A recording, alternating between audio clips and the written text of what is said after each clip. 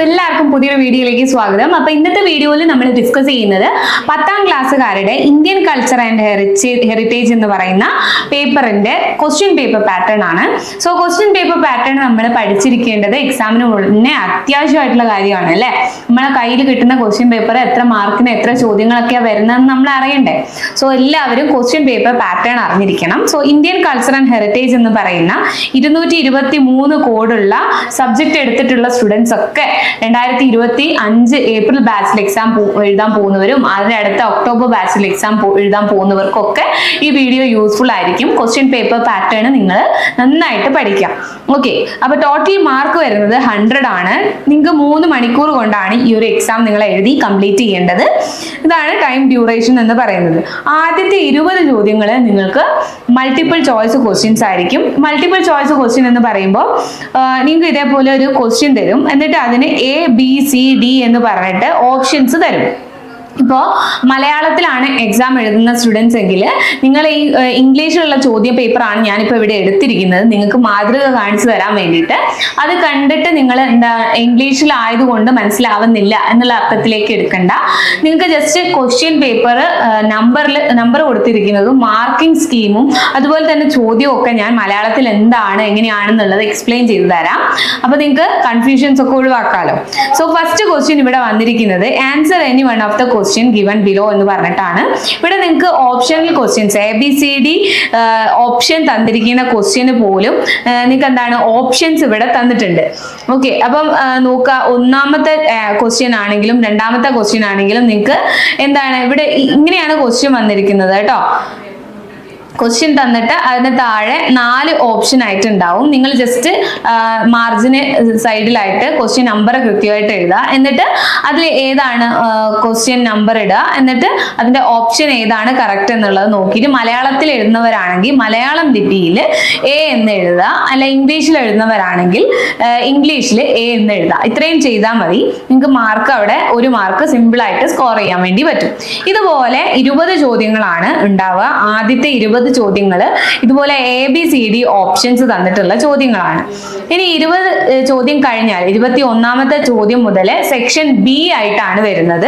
Section B എന്ന് പറയുന്നത് വീണ്ടും ഓപ്ഷണൽ ക്വസ്റ്റ്യൻസ് തന്നെയാണ്. പക്ഷെ നിങ്ങൾക്ക് ABCD ഓപ്ഷൻ അല്ല തന്നിരിക്കുന്നത്, തെറ്റും ശരി എഴുതാനാണ് പറഞ്ഞിരിക്കുന്നത്.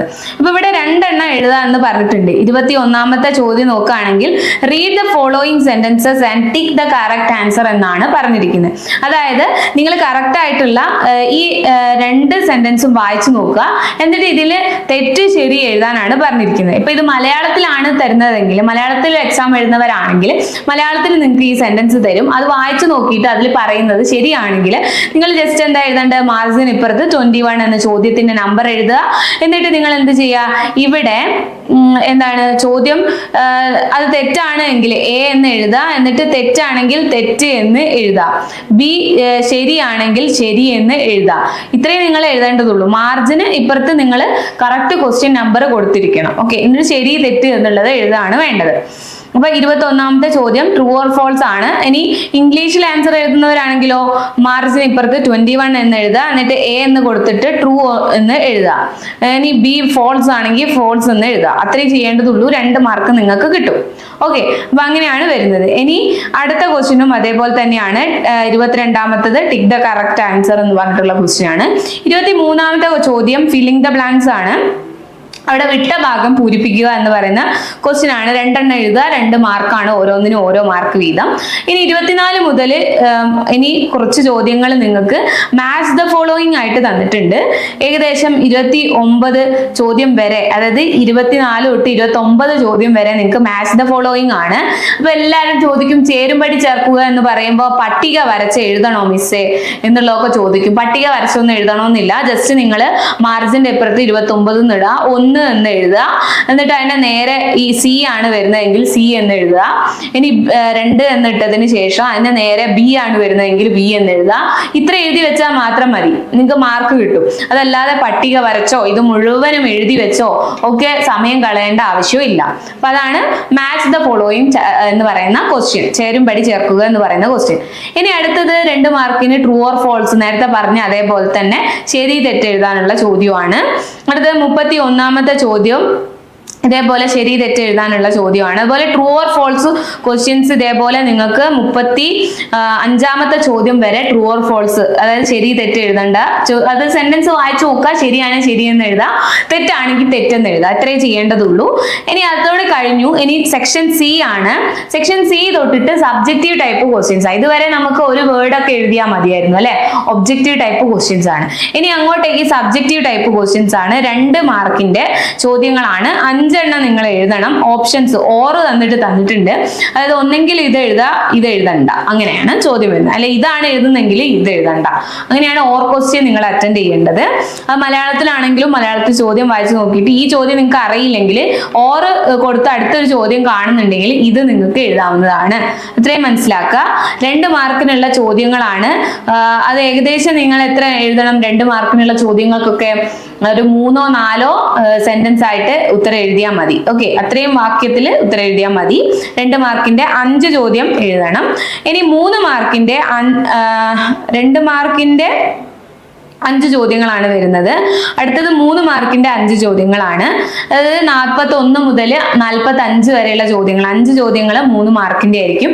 അതിൽ നിങ്ങൾക്ക് 3 മാർക്കിന്റെ ഈ 5 ചോദ്യങ്ങൾ ഓപ്ഷൻ ഉണ്ട് കേട്ടോ. അവിടെ 10 ചോദ്യങ്ങൾ തന്നിട്ടുണ്ട്. അതിൽ ഒന്ന് അറിയില്ല എങ്കിൽ നിങ്ങൾക്ക് അടുത്തത് എഴുതിയെടുക്കാം. ഇനി 2ഉം എഴുതേണ്ട ആവശ്യമുണ്ടോ? ഓറിട്ട് കഴിഞ്ഞാൽ 2 ചോദ്യങ്ങളും എഴുതരുത്.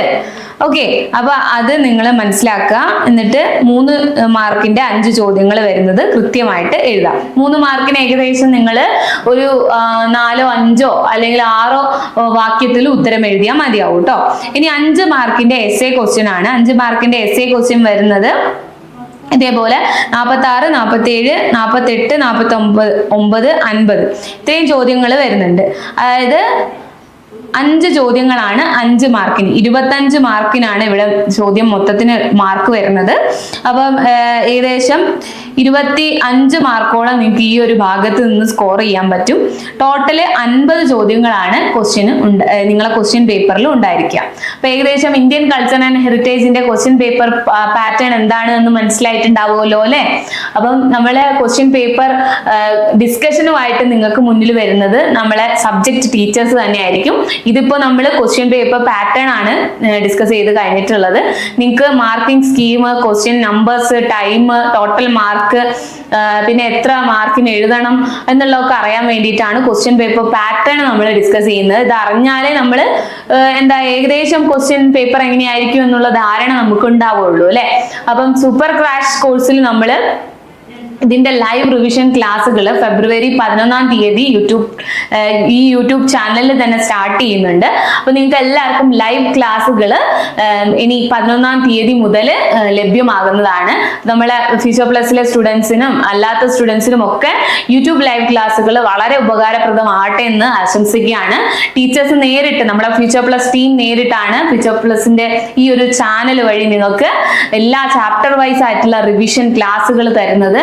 സോ ഫസ്റ്റ് പാർട്ടാണ് നമ്മളെ യൂട്യൂബ്. സെക്കൻഡ് പാർട്ടിൽ കുറച്ചുകൂടി ഇന്ററാക്റ്റീവ് ആയിട്ട് നിങ്ങൾക്ക് സംശയങ്ങളൊക്കെ ക്ലിയർ ചെയ്യാൻ പറ്റുന്ന ഈ ക്വസ്റ്റ്യൻ പേപ്പർ പാറ്റേണില് ചോദ്യ പേപ്പർ ഡിസ്കഷൻ വരുന്നത് സൂമിലായിരിക്കും. അപ്പൊ അത് നിങ്ങൾക്ക് ഇവിടെ ജോയിൻ ചെയ്തിട്ടില്ലാത്ത സ്റ്റുഡൻസിന് ലഭ്യമാകണമെങ്കിൽ സൂപ്പർ ക്രാഷ് 2025 ബാച്ചിലേക്ക് അഡ്മിഷൻ എടുത്താൽ മതി. ക്രാഷ് കോഴ്സിൽ ജോയിൻ ചെയ്യാനുള്ള നമ്പേഴ്സ്, നിങ്ങൾക്ക് കോൺടാക്ട് ചെയ്യാനുള്ള നമ്പേഴ്സ് താഴെ കൊടുക്കുന്നുണ്ട്.